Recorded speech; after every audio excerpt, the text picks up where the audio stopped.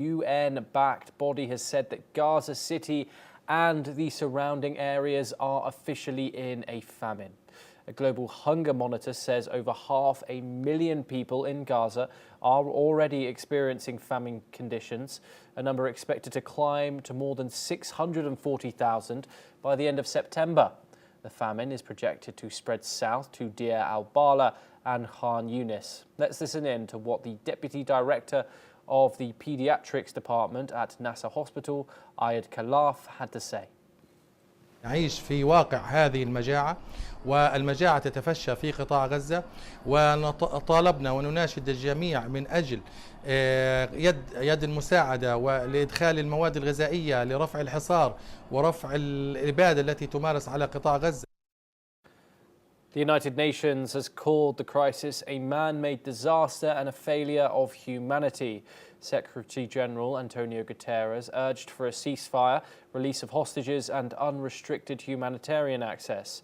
Here's what Jean-Martin Bauer, the director of the UN World Food Programme, Food Security and Nutrition Analysis Service said. I think what I've heard as an objection is that we used the mid-upper arm circumference as a measure for malnutrition instead of weight for height. That's something that is allowed for in the IPC protocol and has been allowed for by the IPC manual since 2019. And this measure that we used in Gaza for the determination was also used in past famine declarations in South Sudan and in Sudan. So the protocols have been applied in the case of Gaza. And I remind you that the IPC also has a strong governance mechanism that includes with the foremost experts in food security and nutrition and mortality that looked at the data. Israel has rejected the findings as false and biased, blaming Hamas for food shortages and accusing the IPC report of ignoring Israeli aid data. But UN Human Rights Chief Volker Turk warned that famine deaths could amount to war crimes. Let's listen in to what the locals had to say. يجب ألا يتم الاكتفاء بتوصيف حالة المجاعة الحاصلة في قطاع غزة. نحن كشعب فلسطيني في قطاع غزة أطفال ومرضى وكبار سن ومرضى بحاجة إلى خطوات عملية، خطوات على الأرض. هذه الخطوات توقف هذه المجاعة، لأنه هذه المجاعة هي من فعل دولة عضو في الأمم المتحدة، هي دولة إسرائيل.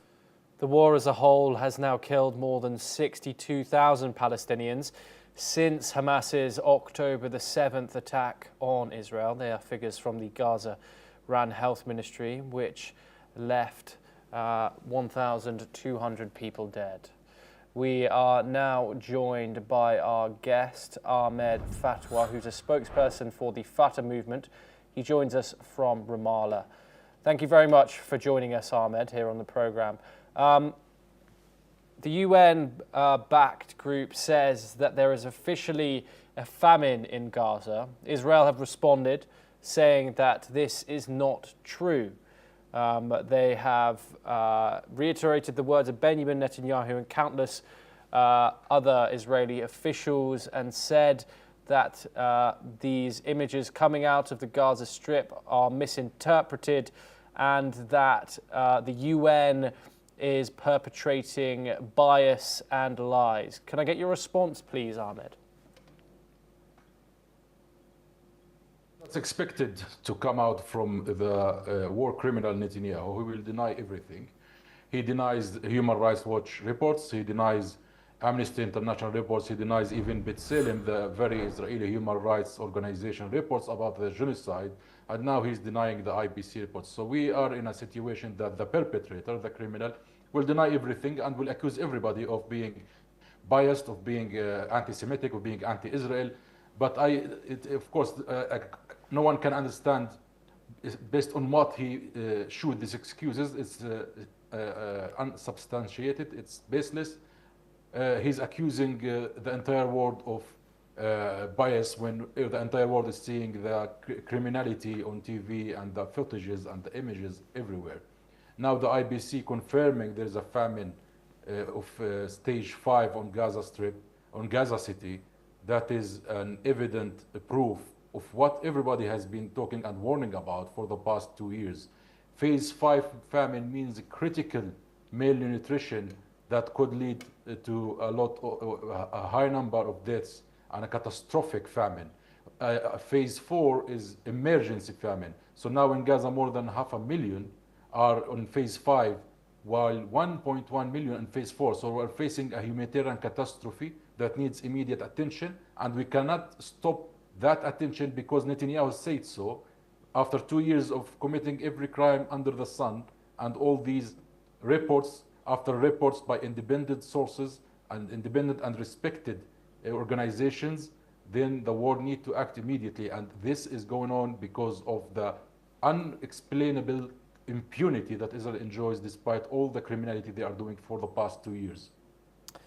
Ahmed, Israel has said that they've accused the IPC of ignoring Israeli aid data. What more can you tell us about the aid going into Gaza?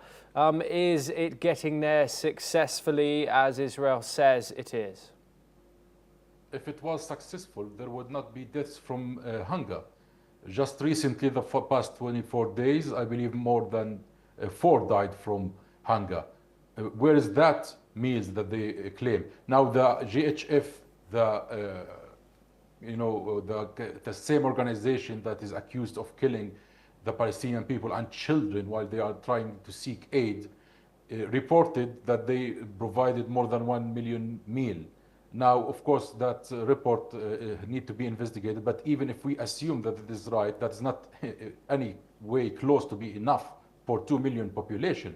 1 million meal, a human being needs 3 meals a day, and children in particular need, extra care and need special kind of food like baby formula to grow up. So this is, of course, even the reports that they release states that there is actually shortages, a big amount of shortages in food.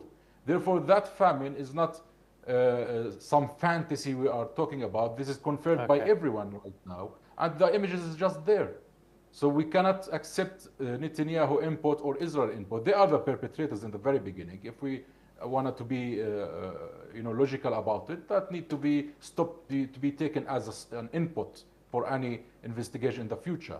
What is needed right now is a humanitarian corridors for immediate entry of a flood of food to the deprived population of Gaza, and an immediate ceasefire after 2 years of complete destruction and obliteration of the Gaza Strip, where 2 million human beings under horror and terrorism for 24 months. That need to stop immediately. Also, we have to take into consideration that Israel actually has no goals, no political goals, no military goals in this invasion other than terrorizing and killing and massacring the people. Ahmed Fatwa, thank you very much.